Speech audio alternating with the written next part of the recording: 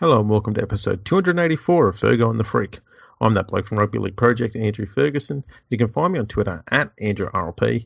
And join me as always is the glorious League Freak, who you can also find on Twitter at League Freak. How you going there, mate? I'm going very well, Andrew Ferguson. How are you? Not too bad, thanks, freak of the league. We're going to talk about a great man today. And it makes me think about, when you see him these days, and it's Peter Sterling. You see Peter Sterling these days, and he's always, looks great. And then it made me think of, another player who just always looked fantastic when you saw him, and it was Ben Kennedy. And it's because they shave their heads. And that's why I shave my balls, and I use manscaped.com. If you go to manscaped.com, Sandy, and you want to save 20% off and get free shipping on anything on their website, you use our exclusive code, which is NRL. If you use that code, you can get the Lawnmower 3.0 for 20% off and sent to your door for nothing. That's an amazing deal, especially for something that is so highly functional, and something that it's waterproof. It's got a lithium-ion battery. It's got ceramic blade, and you can use it without ever worrying that you're going to accidentally nick yourself or anything, because it's got anti-nicking technology. They call it something else. I can't remember what it is, but you won't get cut, your skin, that is, with the Lawnmower 3.0. It's great to use. So, it's also got a light on it. How many ball shavers have a light, Andrew? Well, I only use one, and it has one. Exactly. Does that mean you could just put it on your keys? So you come home late at night, you can't see the door, you can just put the light on them. Yeah, you just walk around the house. There it is. Shining the light and everyone's eyes buzzing, something in your hand. That wouldn't be weird at all. Not at all. There's another blackout. Oh no. Here comes that buzzing light. Quick, where's my ball shaver? That's another good idea, actually. You get a blackout and you reach for the Lawnmower 3.0. What we're saying is the Lawnmower 3.0 is going to fix all of your problems. So go there, manscaped.com. Get the code in there, NRL, 20% off, free shipping. There's a 30-day money-back guarantee, but you won't need it because you are going to love everything you buy off their website. Absolutely. And this does raise one small question for me, and that is, actually, I should say two big questions. Yes. Do you name your testicles Sterlo and BK? No. Oh. I call them Peter Sterling and Benjamin Kennedy. Okay. Very formal. Do they have a title like Sir or Master? No. No. Okay. No. You're not silly about it. Exactly. I saved the title for my old Paul Langmack. Well, as you do. I bet that goes around flipping some burgers too. Oh, geez. Can we move on before I say something terrible? Let's do that. So today we're going to answer all of your emails because we've had a heap of them come in. Yeah, it's been really good. We've asked for emails and you have obliged, and we've never had this many emails, so I'm really looking forward to this episode. Yeah, let's rip in. Okay, so the first one that we have is from Terry. He sent it to my website, actually, but it's about the podcast as well. Good on you, Tezza. The subject is rugby in the USA, and he says the comment, 2 questions. Number 1, why doesn't the NRL stream games in the USA? Easy way to promote the game and get interest. People from all over the world watch shitty British soccer, so I'm sure that you would get Americans who are only familiar with shitty union on board with league. And his second thing is, could you add more information to your website? ? I can do that. Yeah. Okay. I was going to say with the first one, I believe, I don't know if it's still the case or not, Fox Sports in the US used to show rugby league. It's been on a few channels there. Mm-hmm. As for the NRL streaming, NRL doesn't even stream rugby league in Australia anymore. They stopped doing that for this season. Well, look, I listened to a podcast the other day, and they were talking about, remember the WWE set up its own WWE network, Yes. and it started online streaming with that, Yep. and how just not too long ago they pivoted away from that and sold the rights on to another corporation. I can't remember who it was, the corporation that they sold it to, but it was one of the big media outlets in the US. Probably Disney. Probably they own everything else. Yeah. And how that seems to be the way to go at the moment, especially because all of these streaming companies, they have the setup infrastructure to stream the games, and you don't have to worry about like the feeds cutting out or anything. You let somebody else worry about that while they pay you money. So I like maybe the NRL taking that decision to give their streaming to KO Sports in Australia in particular is a good way to go.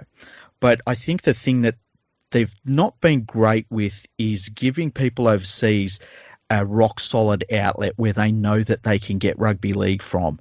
And it's something that I don't know that the NRL puts much value into because they don't get much value back from it. But because they're the market leader and they're really the shop front for rugby league in a lot of ways, the game kind of needs them to do that. Yeah. The problem with the US market is, their NBA season, for example, it's long and they play games pretty much every single day. Yeah. And not just at night either. It's sort of, a few in the afternoon, a lot of them at night. But, they take up a lot of time slots with that. And when the NBA's not being played, the NFL's on. Yeah. So those two games dominate US screen time so much. I don't know where rugby league would be able to, fit in with all of that at a time which is watchable for a lot of fans. It's going to have to be something replayed somewhere, and there's no way now the NRL could afford to pay for it to be shown in any time remotely close to, the time when people are going to be sitting down at home watching television. Yeah. So I don't know how they get around that. See, I was always interested in the NBL looked at streaming a game or two every round on Twitch because it was a very different market to be aiming for, If I was the NRL, I would say it would be great to have one game a week that is streamed on YouTube, but to only certain markets. Now, any broadcaster in Australia that has the rights to stream online is not going to like that. But I think it would be a really cool thing to have for rugby league because everyone can go on YouTube. I mean, you can get it on your TV. And I just think it would be a good thing for rugby league to have something like that set up. Yeah. It'd be even better is if the International Rugby League had that facility. Yeah. So they could actually show not just NRL games, but Super League games, Championship, League One, New South Wales Cup, Queensland Cup, games from other nationalities. Like France have got a few competitions, the Elite One comp. If they could show all those sort of games through some sort of platform, mm-hmm. I think that would be a brilliant idea as well. Yeah, it would be. And, you and me have had evenings where we've sat down and said, all right, let's, we're up at 2:30 in the morning. Let's watch this international game. And it's sometimes taken us up to an hour to find where to watch it. And we're watching it, on a Facebook page or something weird like that. Yeah. If it could all be in the one place, it would be so helpful to the game. And these aren't games that like broadcasters are going to lose money on. These are games that in most, circumstances, nobody's showing them. So it would be great if the International Rugby League sort of took a lead in that area and said, look, you can get all of these games on our website. Yeah, and I mean, they should have them all live on the website, and then once they're live, mm-hmm. upload them onto YouTube. Yeah. I think that's the best way to go about it. YouTube's the perfect medium here because that is global. Yeah. That would be the way to do it. You're not going to have the feed drop out because YouTube hasn't got the capacity or something like that. And, you can watch replays of it. I think you and me have even watched replays of some games as well. So, Mm. I would like to see the International Rugby League do that for sure. Yeah, I mean, and let's be honest, the only way you're going to get expansion globally is if you're broadcasting the best possible product. Yeah.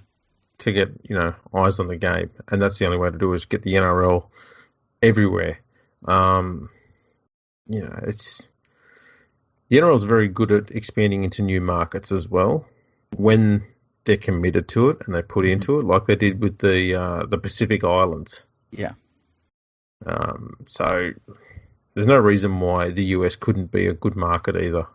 You got all those NFL players there. I mean, half the work's done.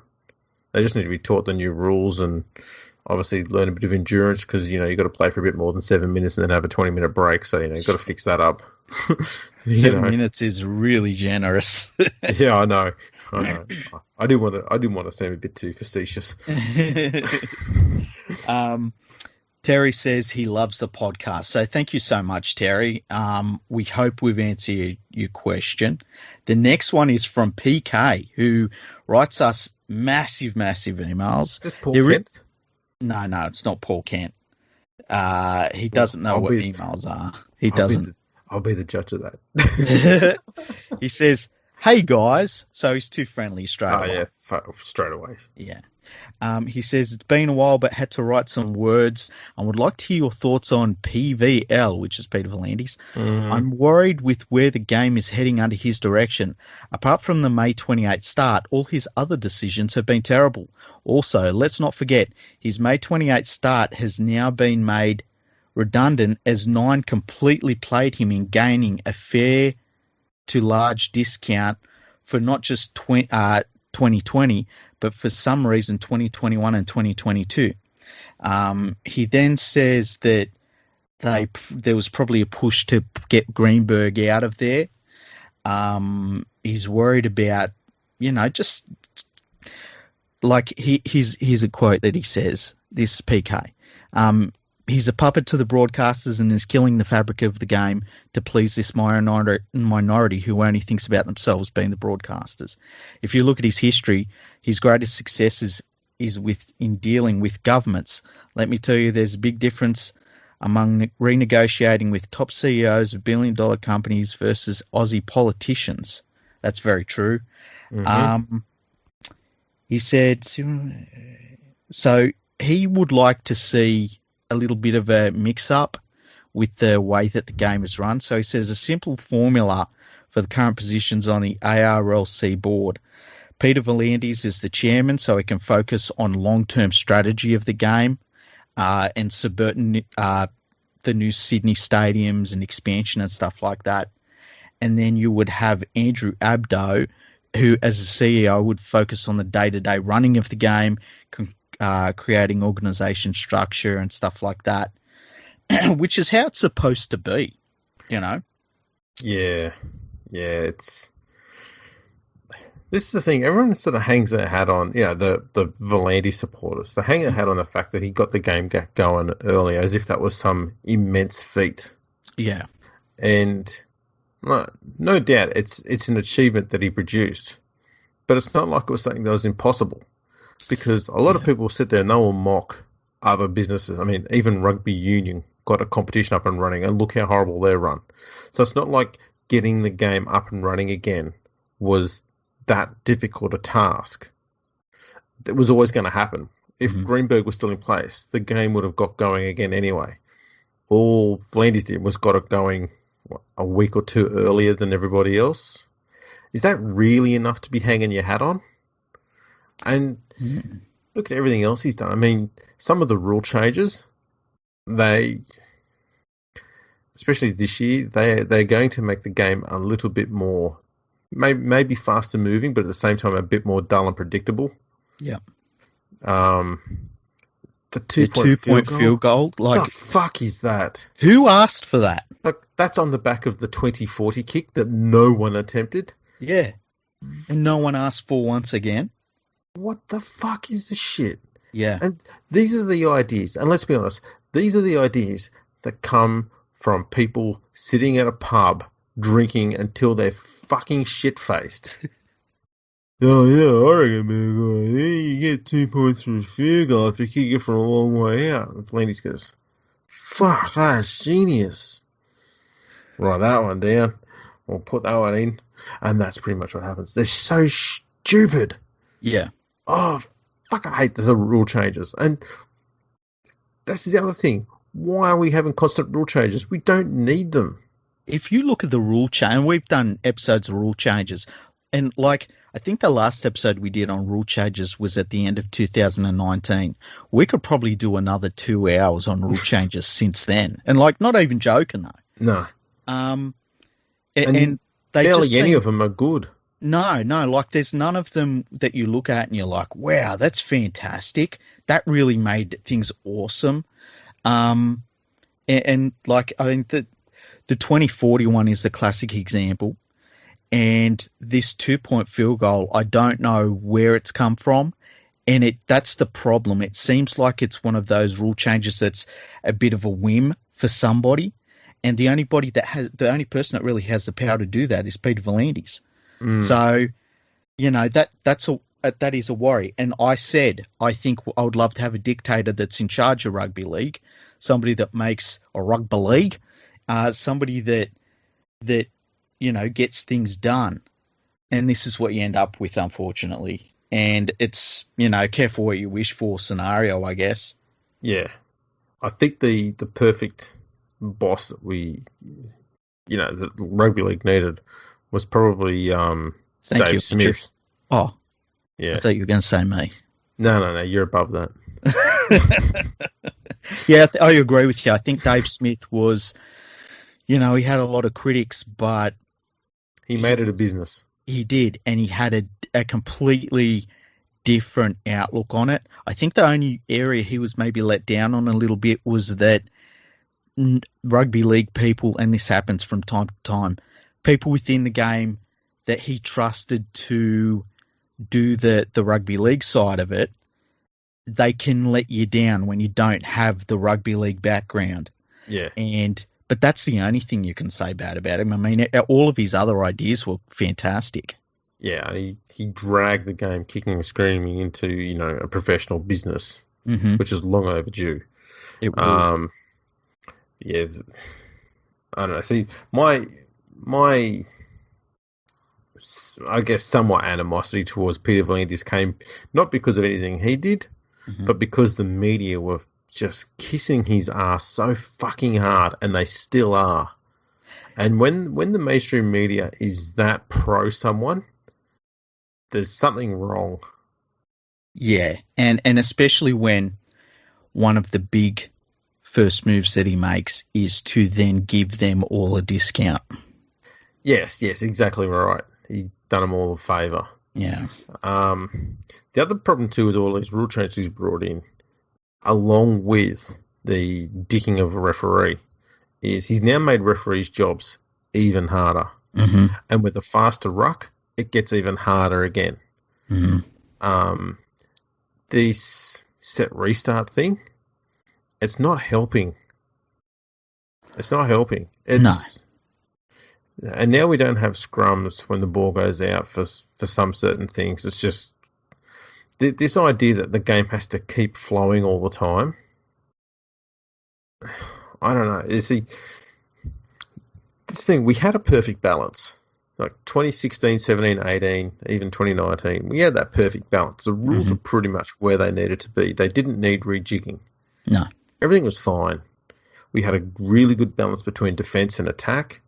And by 2018 or 2019, I think, the average margin was the smallest it had been for decades.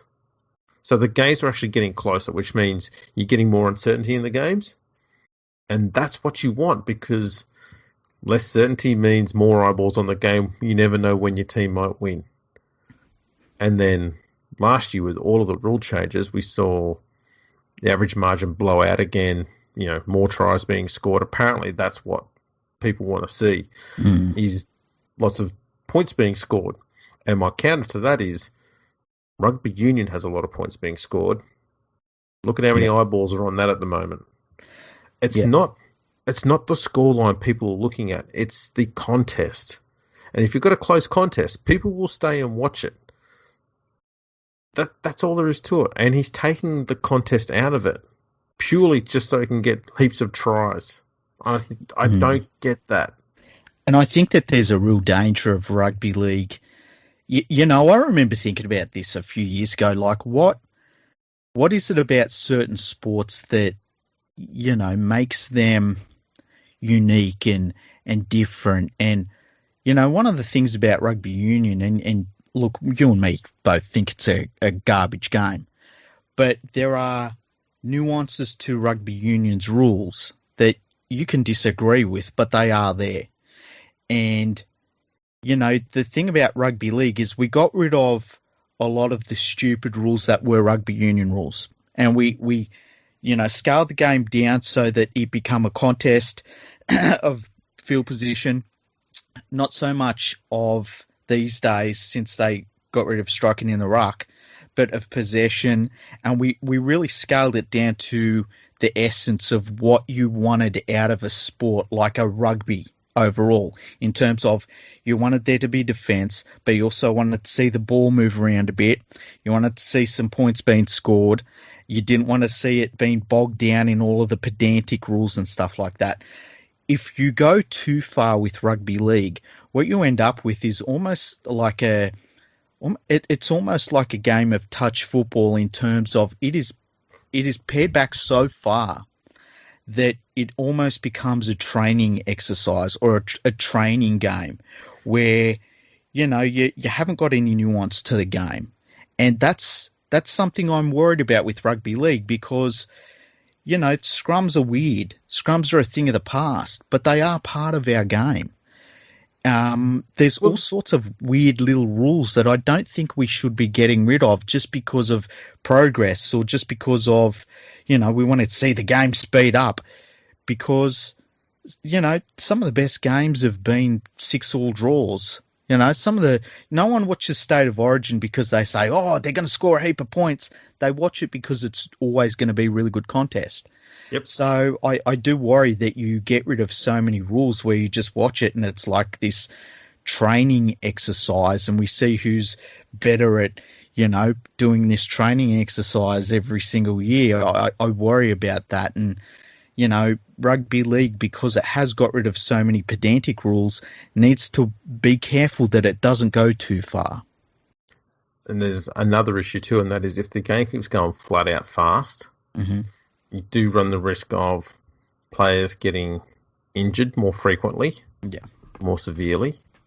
You also run the risk of a lot more high-impact collisions, a lot more concussions.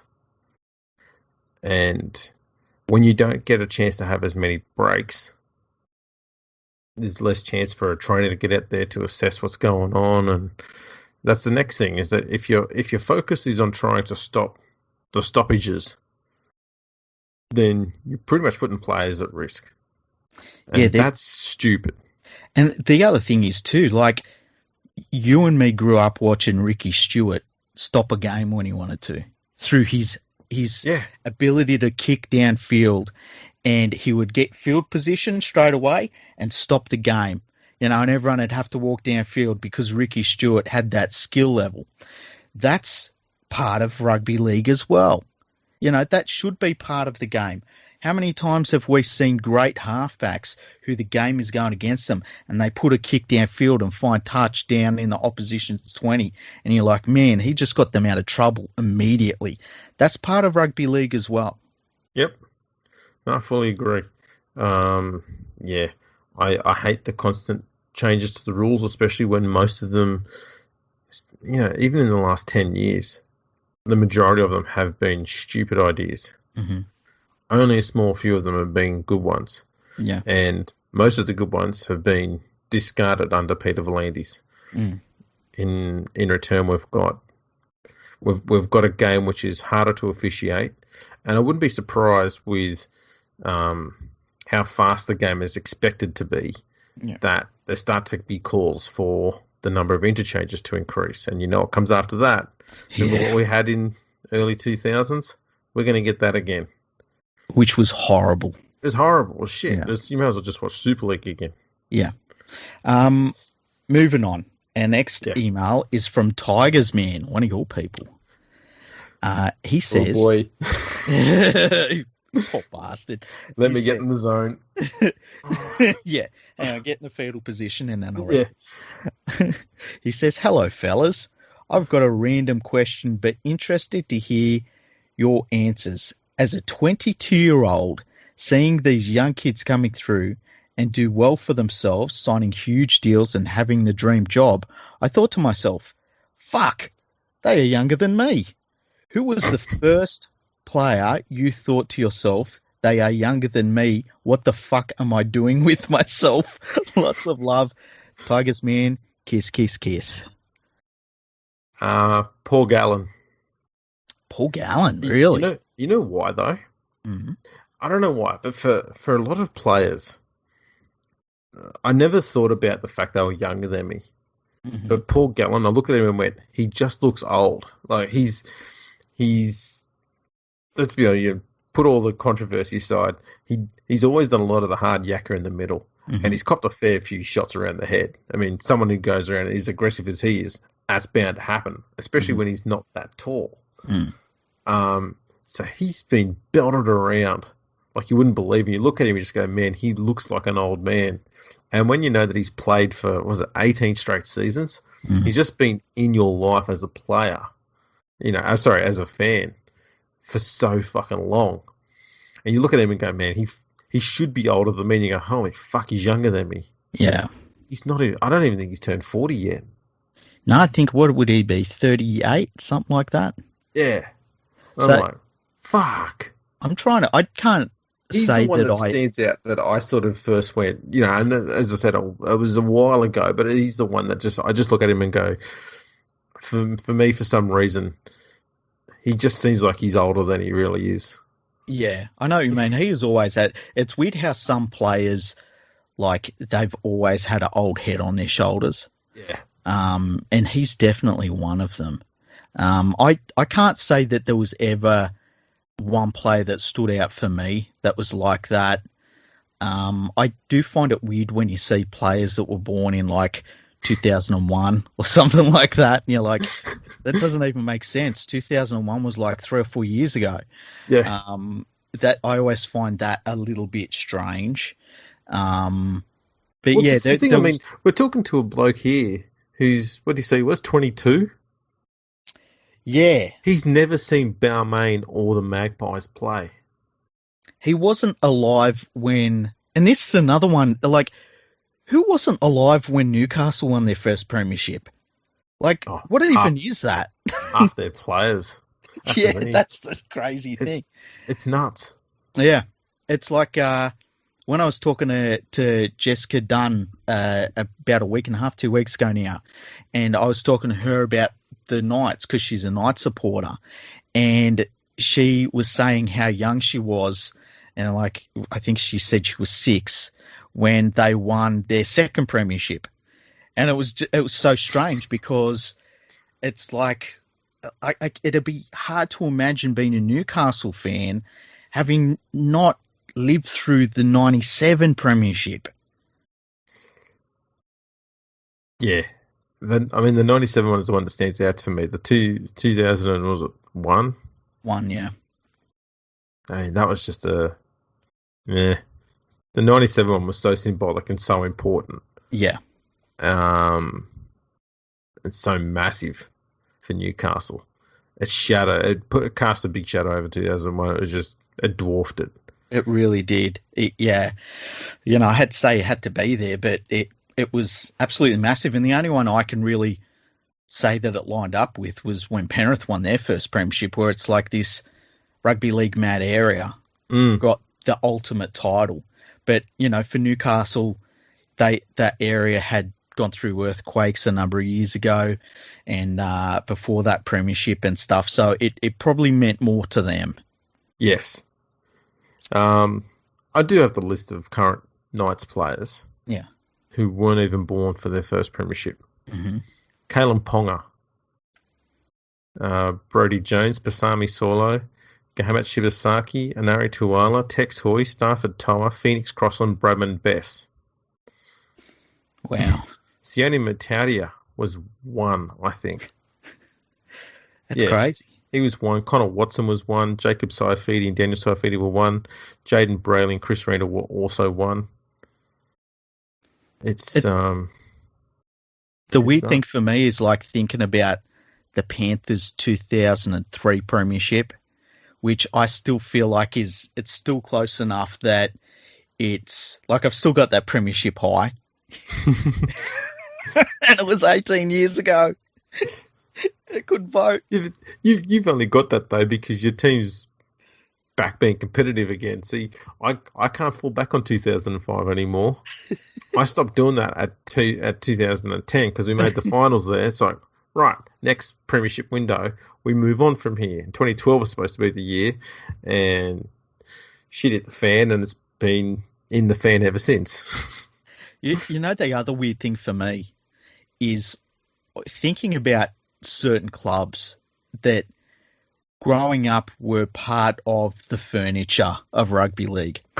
And then I think back, like, the Illawarra Steelers didn't exist as long as it's been since the Panthers won their last premiership in 2003. Yeah. Like, that doesn't, even when I say that and I know that and I look at how it works out, in my brain, it still doesn't line up. It's crazy, isn't it? Yeah, it really, really is. It's like when we talk about the West Tigers, and, you know, they've been around now for 20 years. That just doesn't make sense. Like, when you're growing up as a kid, like, if a club had been around for 20 years, it had been around forever. Yeah, that's right. That's nuts. So thanks, Tigers, man. I hated all of that. Yeah. I'd like to say thanks, too, for not making me, go on a rant about the West Tigers and how shit they've been. That was a good change. That's good, yeah. I was expecting the worst there. The next email is from Tom, and he says the subject is NRL fans are unbearable. That's great. He says, comment, all right, gents, what is the problem with NRL fans on Instagram and Twitter? Not the fact that they give each other banter, which I'm all for, but you can say one constructive thing in an Instagram comment, and the constant go-to answer is, well, how many NRL games have you played, blah, blah, blah, blah, blah. Oh, I hate that argument. It's just boring, and that's all I ever seem to see. And then he says, I know Freaky is a wind-up merchant on Twitter. What? He says, I hope you're not banned again. But there's a difference with having a joke and trying to have a discussion. Well, you would say that, Tom. How many games have you played? Oh, yeah, look, that whole how many games have you played thing is utterly stupid. Yeah. Because it says that until you've been in someone's shoes, you can't have an opinion about them. And that's entirely wrong. Mm. We have an elections based on, who we should declare as Prime Minister, yet, 99.99% of us have never been Prime Minister. Exactly. The fuck? I remember... It's a stupid fucking fallback. I hate that argument. So do I. I remember when I used to go on the English forums a number of years ago and having, like, lower grade English players say, oh, I bet you don't even play the game. And I used to have to point out to them that over here we would call them park footballers. And they never used to like that. That's what your response should have been, though, was, yeah, I've played park footy. Yeah, well, I did. That was the problem. That sort of thing. But he is right. Like, there are a lot of... I don't have Instagram. So I see Twitter a little bit. And I'm lucky because the people I follow aren't like it.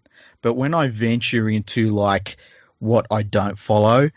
And NRL fans on Twitter just seem like insufferable pricks. Some of them are. I find, I must admit, I've never come across anyone like as a general fan who's ever pulled that line out. The only person that's ever pulled that line out, in my experience, was Phil Gould. And when I called him up on it, he blocked me. And then, created 37 new accounts to whatever he's got now. You should have asked if he'd ever played the game when they'd had colour TV. No, I don't know if I mentioned this before, but someone was criticising Lewis Brown when he Yep. just before he retired, and Gus chimed in and said, explained, how he played so many NRL games and played these number of Test matches for New Zealand, and said, how many games have you played? Mm. And I responded back to him and said, well, it doesn't really work that way, Gus, because, you sit there and criticise referees every day of the week. How many games have you refereed? Mm-hmm. I got blocked for that. Yeah, that doesn't feel like feel good at all, does it? No. It's just fancy pointing out someone's hypocrisy and they get the shits over it. But there you go. Man, it's it's a weird thing to fall back on. How many games have you played? It's a stupid defensive flex, if anything. Yeah. To avoid having an actual serious conversation. And the people who pull out that line don't tend to be intelligent enough to actually have the serious conversation that you want with them. True. And the other thing is too, I've talked to so many people that have literally never walked onto a footy field in any capacity, whether it be just for a fun game of touch footy or anything. And that's cool. It doesn't make their opinions any, of less value than anybody that's played the game. It's some of the greatest players in the history of the game have the dumbest fucking ideas about rugby league. Yeah. They really do. So, you don't have to have played the game to qualify to have an opinion about it, that's for sure. No, that's right. Phil Rothfield. Yes. Peter Bedell. Yes. I couldn't imagine he could have ever played a game. Paul Kent played 4 minutes. Paul Kent's, oddly enough, he was actually quite a handy halfback in the lower grades, in reserve grades. Mm-hmm. He probably would have played more first grade games if he didn't go to Parramatta when they had Peter Sterling there. Yeah. But there you go. He wasn't too bad, though, apparently. I just wish that, if he had been as, handy as a lot of people suggest he was, that he uses that knowledge a bit more in his commentary. That would be nice to see. This actually brings up an interesting thing, because Cooper Cronk was really critical of Adam Reynolds a few days ago. And he said basically that he doesn't think Souths are in the wrong for not re-signing Adam Reynolds on a big deal just yet. And he basically said Adam Reynolds, and I'm very much paraphrasing here, but he said basically that Adam Reynolds had lost a bunch of qualifying finals to get into the grand final. And when you look at his record, maybe he's not worth the amount of money that Adam Reynolds believes he's worth. And Adam Reynolds struck back at him pretty hard. It was, reading the quote, so fantastic. But it makes you think about people that have played the game. A lot of the time they speak differently about the game because they've got shared experiences with the people that have played at a higher level.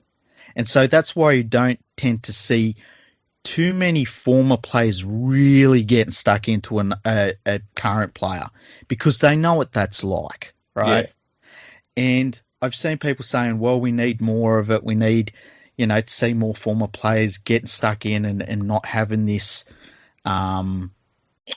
this thing where they're not going to really go after current players.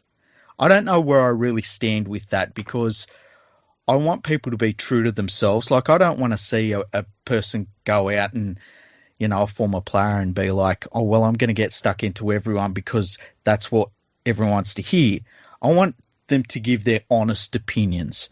And I thought it was really harsh what Cooper Cronk said, but if he thinks that, that's up to him. And I thought Adam Reynolds' reply was really good as well. But, I've been seeing a little bit of that debate recently, and I think it's an interesting one, but, you don't have to play the game to have those opinions either. That's exactly right. James Hooper. No chance he ever played a game. No. No way. I don't even know if he's actually watched a game yet. Some of them you wonder if they've watched games. I mean, you must watch some footy to blog about it, hey? Well, I think someone does a lot of that for him. Yeah. And he does. He doesn't actually blog about the game. He blogs about the cars people drive. Would it be a ghost blogger? Oh, it might be a ghost. Yeah. No, like, a ghost rider? Yeah. A ghost blogger? Yeah. It could also be just a ghost. Good, yeah. Okay, so we've got one here from Nathan. Nathan sent this through the website. He said, somebody at the Rugby Football League has put a 2-hour loop video of old kick and clap rugby union clips. Just when you thought we couldn't get any dumber over here. It's been up nearly 24 hours now and still hasn't been taken down. I don't know if they've been hacked or if it's intentional, but I thought he said international. Intentional, but either way, it is a mess. So, and he's put the link. I won't go to the link just yet. Oh, I'm going to have to, aren't I? You will. I'll go to the link after I have. Maybe this is a ploy. You just say, "Oh, look where we do this." No. Let's see. They're trying to white hat rugby union by making people think that rugby league in England is rugby union. Possibly. All the fans click on it and go, "This is rugby league. I don't want to put money in that." So when I go to the link he provided, it says it's a private video. So they must have set it to private. But it is pretty funny, eh? Anyway. Nothing surprises me when it comes to the English game and bungles. I know, right? They probably couldn't afford to actually hire the right person to do the job, so they just got some 7-year-old to do it. I wouldn't be surprised if these people don't make any money, because you know how rugby league works over there. It's like, oh, I have enough to make myself money, but I don't actually have any money to pay you to do this job. So you've just got to do it for your love of the game, and the opportunity it will afford you. Yeah. And then they go, oh, look, some more money's coming into the game. Well, I need to take that, so I still don't have enough money to pay you. Yeah. How much wasn't bloody Elstone on an absolute packet and a half? I've heard that. I've heard that some of the payouts for former administrators are outrageous. The game's sitting there struggling and dying on its ass, and these blokes just swan in, take a massive pay packet, and put the game further and further behind every time. Oh, and the other thing is too, like, when they do deals that are absolutely, a small percentage of where the game used to be earning money, they don't take pay cuts because of it. Nope. Their pay always stays the exact same at the very least. Yeah. But everyone else has to take a pay cut, or in some cases just be laid off. Yeah. Every single player's had to take pay cuts over there. They've reduced the minimum wage to basically, poverty. Mm-hmm. Yeah, Elstone could still waltz away with a fucking shit ton of coins. Yeah, it's terrible. It's absolutely terrible. Hateful. Now, the last one we have, a very important one. It's from Nadine. Oh, dear. What have we done? I love the way everyone starts these emails differently. So if you send an email, come up with the most creative, intro, okay? Because these intros have been great. She says, hey, it's the boss here. Thought I would try out the Contact Us feature on the website. It works. Now to the serious stuff. There's been a lot of talk in recent days about whether Joseph Suwali should be allowed to play before he turns 18. What are your thoughts on this? If dispensation is provided, will this set a dangerous precedent despite the NRL being on the record as saying they will review matters such as this on a case-by-case basis? Additionally, a listener to Breakfast with Vossi raised an interesting point regarding alcohol and betting agency sponsorships, whether these would need to be removed/covered up should Suwali be allowed to play before turning 18. Secondly, what are your thoughts on continually taking one of our flagship events, in this case an Origin game, to markets where it's obvious the NRL will not be expanding? I have a hard time believing the media partners are driving the decision. I know the hosting city throws truckloads of cash at the NRL for the privilege of hosting the game, but surely the gimmick of taking games to Perth and Adelaide is beginning to wear thin. Anyway, keep up the great work. And where are the tipping comp details promised in the last 3 episodes? I didn't realise we promised them so much. Okay, let me get the tipping comp. By the way, let me get the so if you go to our Twitter page, we've posted it a number of times. Okay? Yeah. So there's a code, and it's for the NRL tipping website. So if you write down this code, and it's all capitals, and you go on the NRL's tipping competition, and you'll be able to find the competition with this code. Okay, you ready? The code is ZELMKFR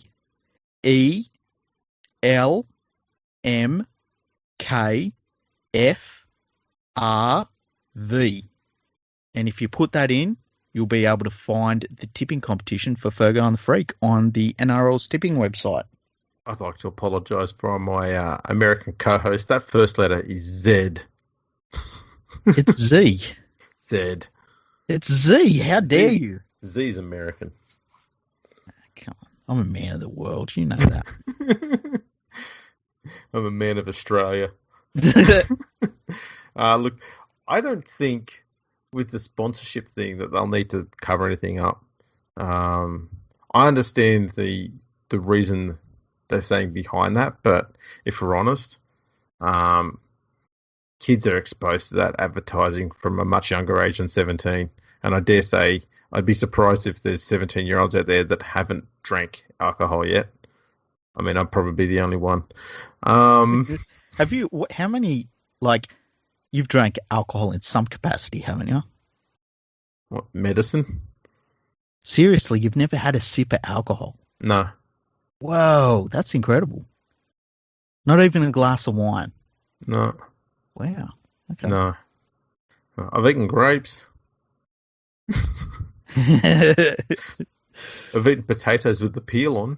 I mean, that's as close as I'm going to get, I guess. Yeah, that's. But you'd have to eat a shitload of potatoes with peel on to get. Yeah, drunk. that's true.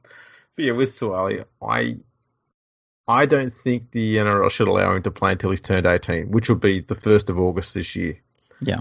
And let's face it, he's a fullback. It's not like the Roosters are going to be struggling to find a fullback if Tedesco gets injured. Look, Joey Manu fill in there like an absolute beast. So, they're fine. I agree with you. We talked about this in the last episode a little bit. He isn't the same frame as a lot of players that have played before they were 18. They brought in this rule for a reason, and I think that the first time the rule comes up to break it for a player, I agree with Nadine. It sets a really dangerous precedent. If the rules are there, why are they there? And I just think that, 18, he's got so much of his career ahead of him. There's no need. He's got the money. He's got the cash now. There's no need to rush him. That's right. I mean, there's one question which is, I think the alcohol sponsoring one is a little bit pedantic of a question.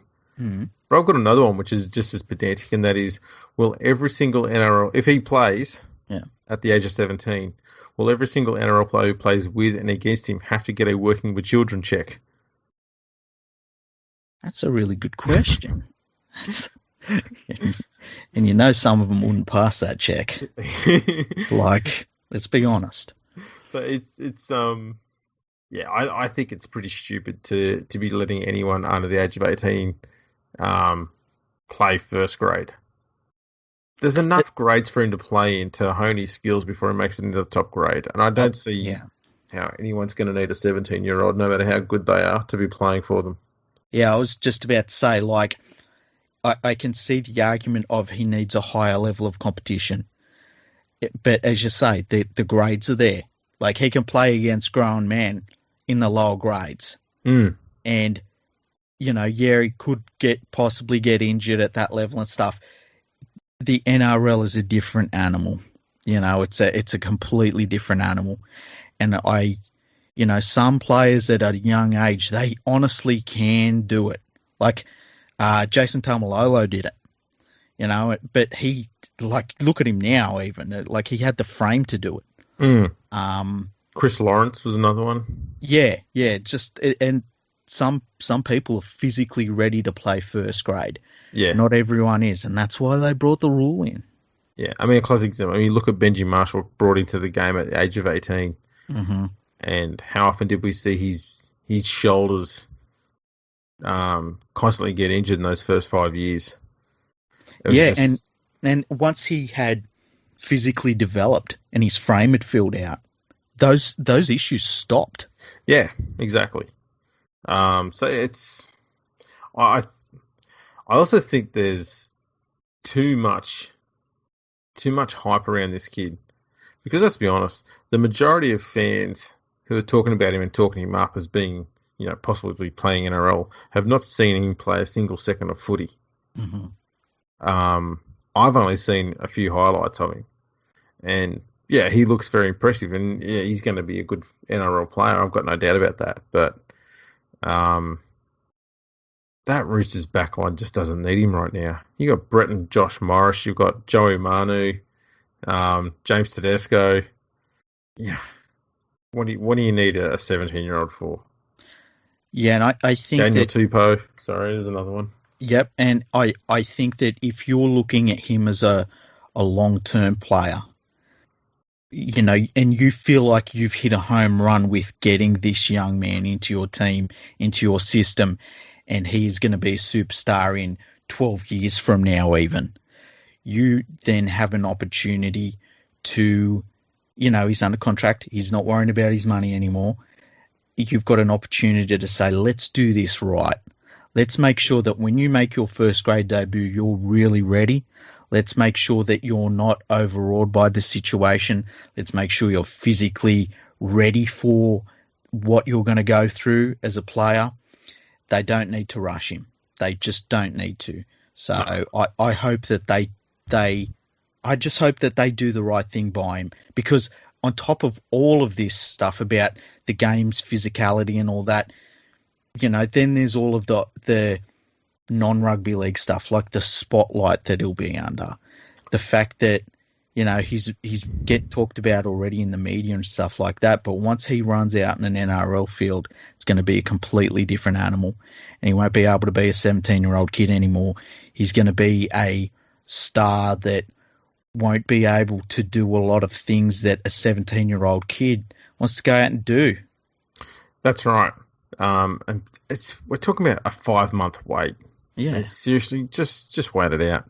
Now, the interesting thing is, I think I said before in the last episode, he is born in Penrith. The first game that he can possibly play for the Roosters at the age of 18 is against Penrith in round 21. Oh, that would be amazing. Wow. So that would be so cool. That's got to be better for him, surely. Absolutely. And that's him playing at the earliest possible time that they could under the current rules. He might not be ready until he's 20. And even then, he's a 20-year-old. Yeah. That's August 7th. Roosters Penrith. So that's 6 days after he turns 18. If he hits it out of the park, he'll get 5 full games before the finals start if the Roosters make the finals, which I'm sure they will. Which should be enough time for him to get used to the routine and the structures and stuff like that before the finals come in. So it's not like they need him from round one. And Trent Robertson has a bit of a track record of resting his players over the last 6 or 7 rounds. So he's going to get his opportunity anyway. Why rush him? I don't get it. Remember Callan Ponga come in to the North Queensland Cowboys team really, really late in the season. And it just worked straight away from him. Like, you watched him play and you were like, ooh, this is something different. You could see the same thing with this young bloke. Yeah. That's right. And Ponga made his debut in the finals in 2016. Yeah, it's crazy, hey? Yeah. It's crazy. And some players, I mean, they're going to be ready before everyone else. And like, I think I look at the NBA, you look at LeBron James. LeBron James come out of high school. He was physically ready. He just was ready. Like for him to wait back would have served him. There would just no reason for it, you know. Yeah. Some players, they're ready to rock and roll. I think if there's ever a question, and even if it's like, oh, I don't know, physically he looks like he needs to fill out more. I think if there's one question about it, then they're not ready. Because when you see somebody that is ready at a younger age to play the game, you don't question it. Yeah, they just announce themselves. Yeah. That was a good aim. Was there anything else in that we need to answer? The Origin games, taking Origin games elsewhere. Right. I don't mind taking it around purely because you're getting a different time zone. You're getting new fans to the game with any luck. Because the current problem is, okay, you look at the English game, for example. They don't expand the game anywhere. They don't stick with it. And so all they're left doing is constantly, essentially, picking the pockets of the same people all the time. And when those people eventually move on, whose pockets are you going to pick after that? Mm-hmm. And that's where the Super League's finding itself now, is that, they've been picking the same pockets since the 90s and the 80s. Those pockets are starting to run out of coins. And that's the problem that you don't want to get in the NRL. Thankfully, that's not going to happen with the way they've got it set up. But if you keep exposing the game to new markets, you can pick a whole heap of different pockets. Your game will keep making money, it'll keep working, and hopefully you start to build a bigger fan base, which can then be the platform for introducing a team elsewhere. Now, I remember hearing somewhere a week or two ago that because there's a 17th team coming in 2 years' time in Brisbane, that the NRL is now also looking at an 18th team. And the initial thought was it was going to be another New Zealand team. But apparently one of the board members from the New Zealand Rugby League said they didn't think it was going to be financially viable for a second New Zealand team. Classic New Zealand Rugby League. Which then means that we are literally back to looking at Perth. Yeah. Who else has got a stronger bid than Perth, if not New Zealand?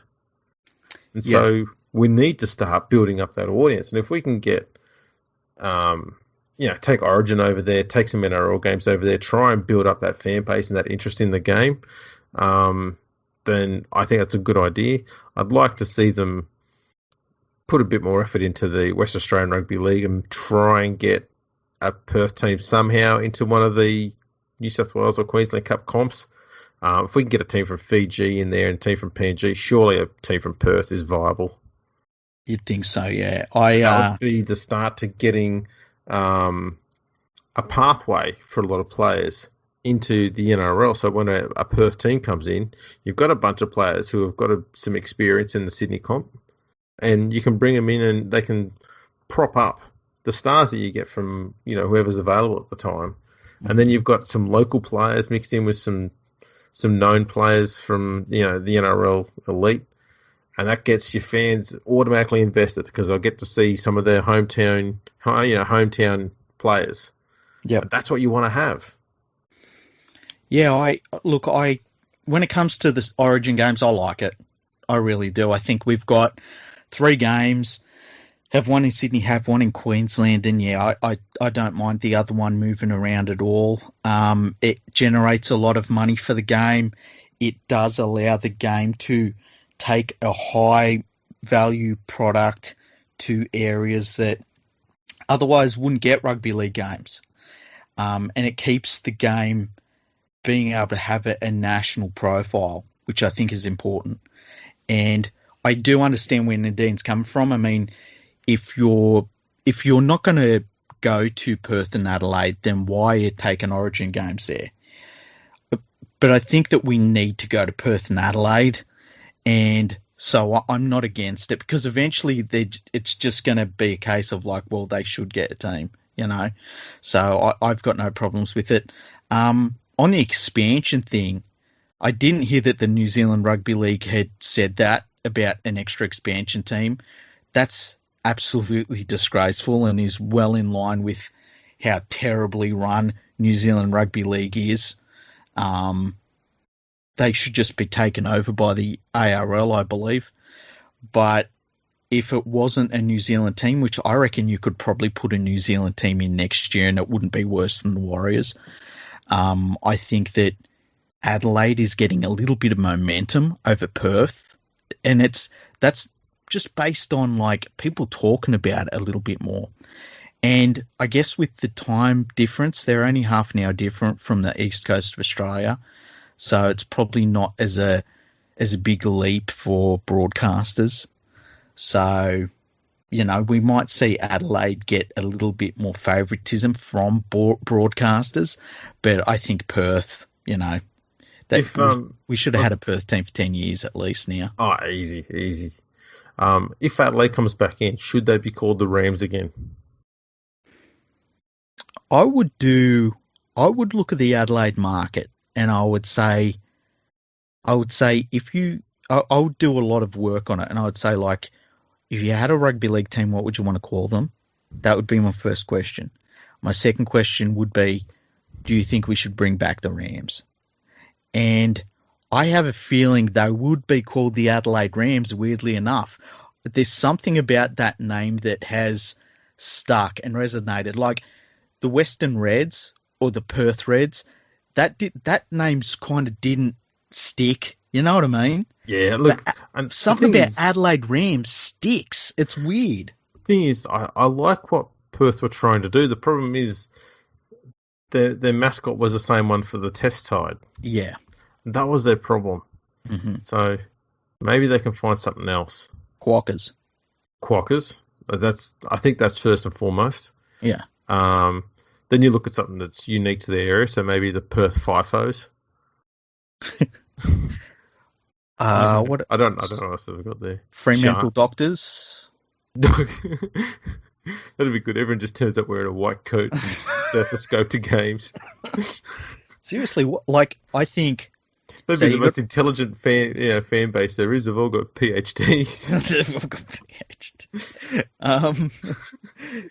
What else is there? Perth. I believe there are Swans in Perth. Swans are bad. It's just I don't like swans. Swans are stupid. Yeah. Well, you want your mascot for a team to be something that's somewhat vicious. Yeah. Not something that Geese. might be Geese. Geese are goose cunts. would be nuts. Yeah. Yeah. They are psycho. I just think the idea of like Perth Quackers, right? It's going to appeal to kids. But then you've got that whole thing of like, you could make the mascot be the meanest looking quacker ever, but it's still going to be stupidly adorable. Exactly. And I just think the joke of that would be so cool. I don't know. There's something about that really does it for me. This idea of like, you got this quacker like in a footy jersey and maybe it's, got a headgear on or something, but it's so damn adorable. It would be so cute, but at the same time, it's just got blood on its hands. Yeah. You know what it reminds me of? The Houston Rockets have a mascot that's actually a giant teddy bear. He's called Clutch Bear, right? And he is just this big, cute bear. But he's got this weird personality. So, like, he will throw cakes at people and stuff like that. But he's got this big, cute teddy bear face, and there's something about it that is just so awesome. This idea that you've got this mascot that just can't help be cute, even when it's been rotten. That's brilliant. Mm. So is that it? We've covered everything? Yeah, that's all of the emails we've got, and now we can move on to the statistic that you worked on today. Yeah, I was just mucking around with something. I thought, I wonder if what Parramatta needed all along was just stability in the halves. Because I know I've talked an awful lot about Moses this year could very well become the first player at Parramatta to play 100 games at halfback since Peter Sterling, which is that's a crazy stat. Yeah. So what I thought I'd look at is what Parramatta's win percentage was like when Peter Sterling played at halfback, and what it was like when he was at the club but wasn't at halfback, then when he retired, between that period when he retired and when Moses turned up at the club, and then the same data for Sterling again for Moses. So with Sterling at halfback, there was 221 games. They won 63.35% of them. Mm-hmm. When he didn't play at halfback, so this could be in other positions or not playing at all, they've had 150 games and won 41%. That's Massive. a 22% drop. Yeah. In the period when after Sterling retired and before Moses arrived, there was 622 games and they won just 46%. That's when they were just churning through halfbacks. Mm-hmm. So Moses at halfback has won 53.66% of his games for Parramatta. That's from 82 games. And there's only been 6 games that Parramatta's played where Moses didn't play at halfback, and they've won half of those. So we're seeing here that what Parramatta needs to be successful long term is to have stability at halfback. Yeah. They had it for that whole period when Sterling was there throughout the 80s, and they won, 5 titles or 4 titles, something in that period. And then they were basically average for the majority of their period after he retired up until when Moses arrived. And they've been in the finals somewhat regularly, and they're still considered one of the top sides in the comp now. And I'm not saying it's because Moses is great at what he does. I think it's because he's provided them with stability there. Yeah. And so you can work with stability at halfback. But when you don't have a stable half, you're Parramatta from 1993 to 2016. Yeah. And literally, I think we had an episode where we talked about, was there something like 23 or something, some ridiculous number of halfbacks that they'd had in that time, and we started trying to name them. Because we're idiots like that.